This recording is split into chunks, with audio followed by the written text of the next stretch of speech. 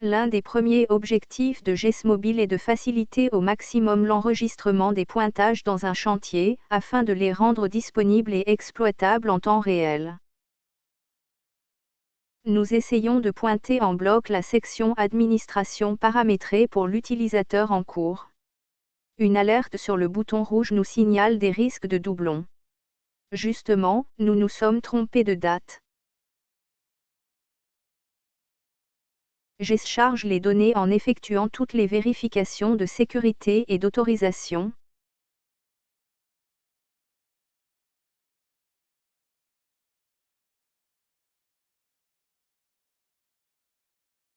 Les listes utiles pour le remplissage des champs se rendent disponibles en double tape. Il s'agit des codeurs, liste des imputations, liste du personnel et du matériel. L'objectif ici est de faciliter la sélection des données. Il suffit d'un seul clic pour renseigner tous les champs. Après, on pourra juste corriger les particularités.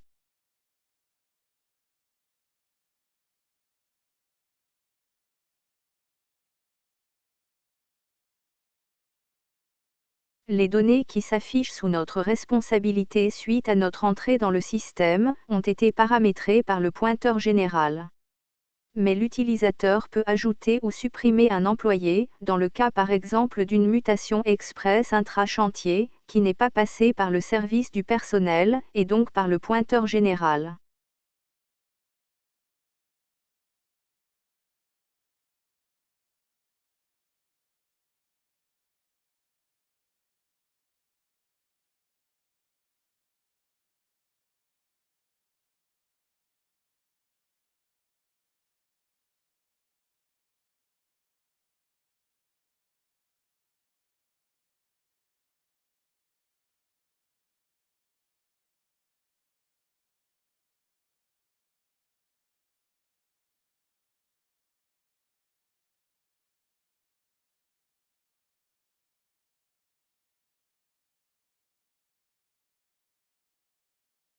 La méthode de la duplication est tout aussi rapide et efficace que celle de l'enregistrement en bloc.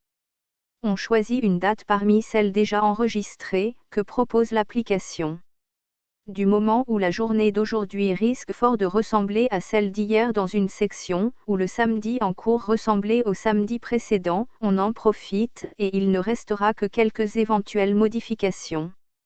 Dans notre exemple test, un employé a été prêté le matin à la section administration, puis est retourné dans sa section terrassement pour le reste de la journée. D'où l'alerte risque de doublon, qu'on ignore simplement.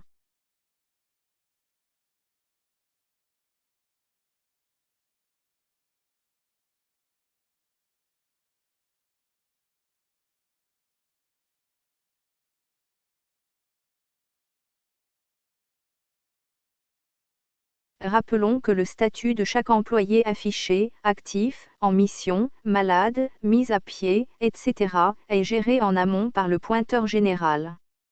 Ceci a l'avantage d'annuler ou diminuer au moins le risque de pointage fantaisiste qu'on a souvent rencontré. Seules les lignes cochées seront enregistrées. C'est pourquoi les statuts qui ne sont actifs ou en marche sont préalablement désactivés.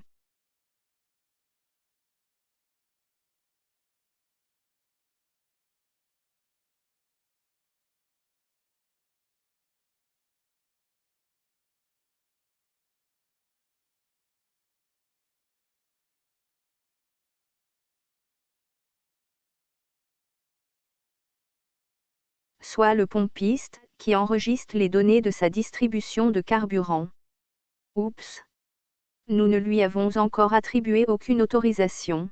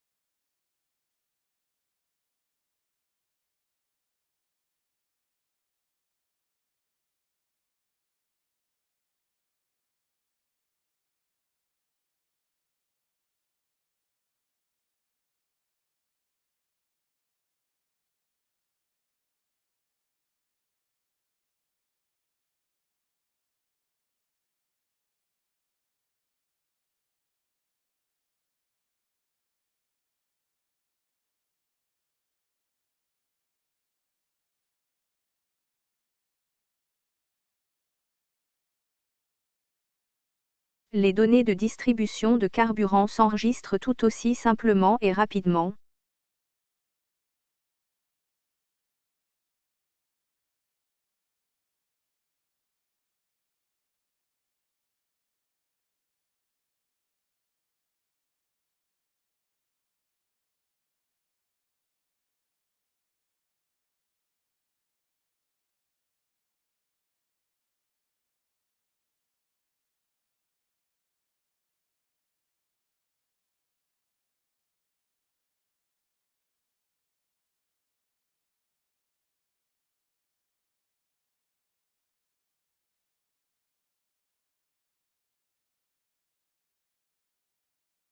Dépenses locales ou sorties de caisse.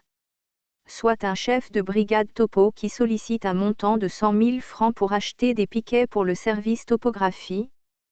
Tout employé actif a accès au formulaire de demande et adresse sa demande dans une logique hiérarchique. Dans notre scénario, la demande arrive par mail au directeur, qui se rassure préalablement auprès du contrôleur de gestion quant au suivi du budget, pour fonder sa décision. Cet échange épistolaire rapide amène le directeur à donner son accord.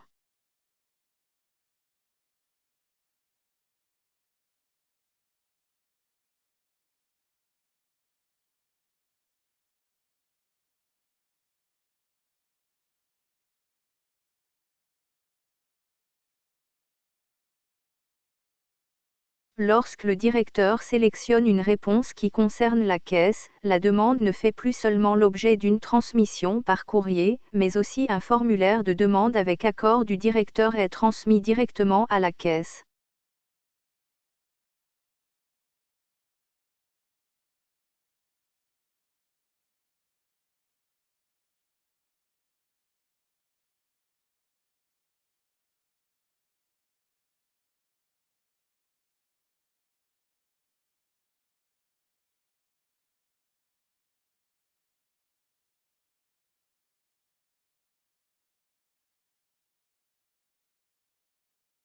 Dans le logiciel de caisse GESCACH, la caissière est alertée d'une nouvelle demande en attente. Le système est paramétré pour ne laisser arriver chez la caissière que les demandes validées par le directeur et / ou le contrôleur de gestion. La suite de la procédure est standard et se déroule dans GESCACH, avance à justifier, ainsi que notes de frais et pièces de caisse, tous automatisés jusqu'à l'impression.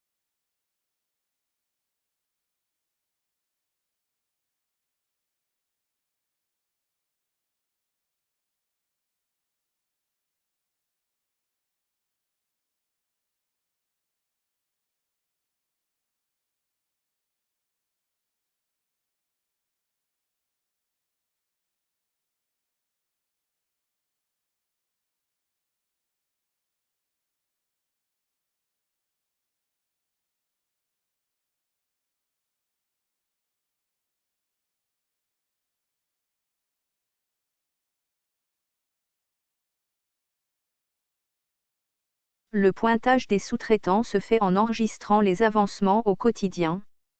Comme il est de principe dans GES, le contrôleur de gestion a paramétré chaque contrat de sous-traitant pour les affecter à une section.